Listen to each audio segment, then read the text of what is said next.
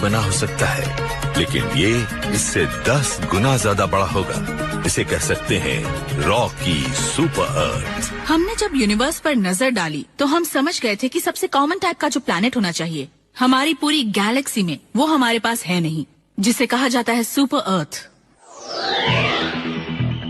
जब कोई प्लैनेट अपने होस्ट स्टार के सामने से गुजरता है तो उसकी लाइट में होने वाली हल्की सी कमी को नापकर केपलर स्पेस टेलीस्कोप नए वर्ल्ड्स को ढूंढता है। केपलर जिन ज्यादातर एलियन सोलर सिस्टम्स को खोजता है उनकी सुपर अर्थ्स होती हैं, तो हमारे स्टार की कोई सुपर अर्थ क्यों नहीं है? कहीं ऐसा तो नहीं कि प्लैनेट 9 हमारा ही मिसिंग सुपर अर्थ हो? अगर प्लैनेट 9 कोई रॉकी सुपर अर्थ है तो ये नजदीक से दिखता कैसा होगा? प्लैनेटरी जियोलॉजिस्ट जेनी रेडेवा को लगता है कि प्लैनेट 9 आग और बर्फ की एक हैरत अंगेज दुनिया होगी। इस वक्त हम आइसलैंड में हैं और आइसलैंड के बहुत ही खूबसूरत वोल्केनिक लैंडस्केप्स के ऊपर से फ्लाई कर रहे हैं। ये एक ऐसी परफेक्ट जगह है जहां से आपको ये अंदाजा हो जाएगा कि अगर प्लैनेट 9 कोई रॉकी सुपर अर्थ है तो वहां क्या हो रहा होगा। ये ब्लैक माउंटेन्स और लावा फ्लोज उस हीट से बने हैं जो अर्थ के बनने के दौरान बचकर सरफेस पर पहुंच गई थी। प्लैनेट 9 और भी ज्यादा इंसुलेटिंग रॉक से बना है, तो उसके अंदर तो ऐसी और भी हीट मौजूद होगी। हम एक ऐसी बॉडी की बात कर रहे हैं जिसका मास अर्थ के मुकाबले शायद 10 गुना ज्यादा हो। ये क्योंकि इतनी बड़ी है तो मुझे लगता है कि इसमें बहुत ज्यादा इंटरनल हीट होगी। तो भले ही ये सोलर सिस्टम में बहुत दूर मौजूद है, ये सन से भी बहुत दूर है, फिर भी इसमें अपनी बहुत सारी एनर्जी होगी।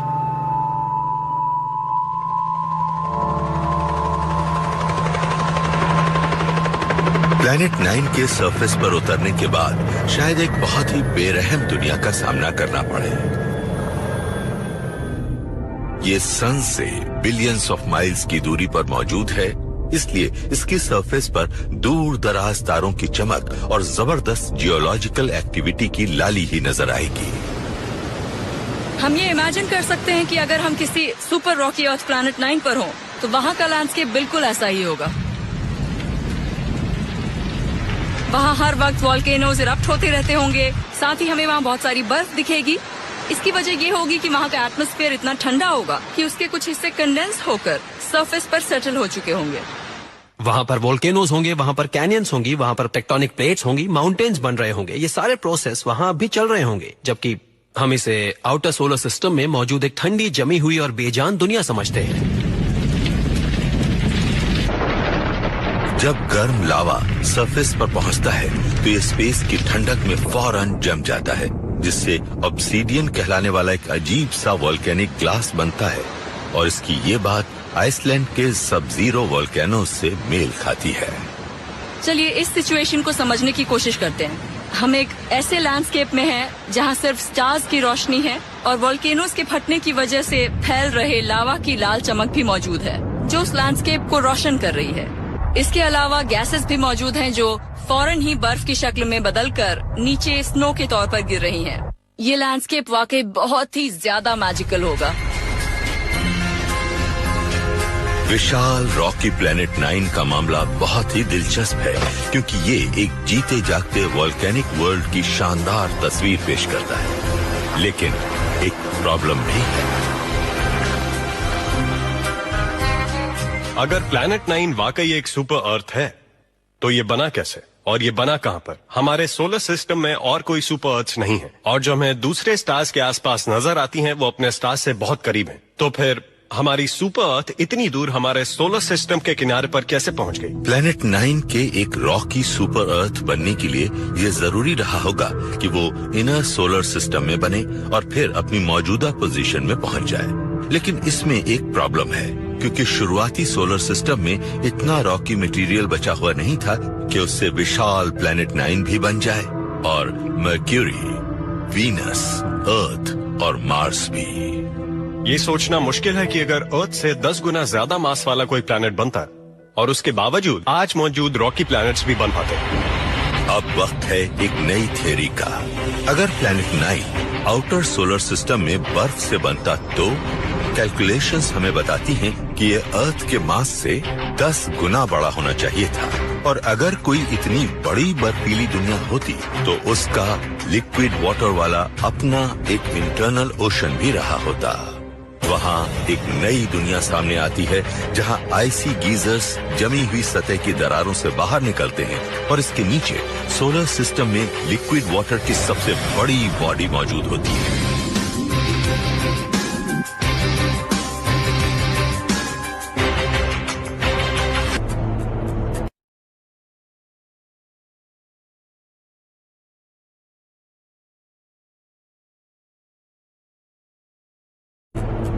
जिन प्लैनेट से हमारा सोलर सिस्टम बनता है वो एक पैटर्न को फॉलो करते हैं। सन के सबसे नजदीक मौजूद 4 प्लैनेट्स रॉक से बने हैं, उसके बाद वाले 4 ज्यादातर गैस से बने हुए हैं। नेपच्यून से आगे गैस की जगह बर्फ ले लेती है, जिससे कई दूसरे वर्ल्ड्स बने हैं। ये है काइपर बेल्ट, वाटराइज्ड एस्ट्रॉइड्स की एक जमी हुई दुनिया।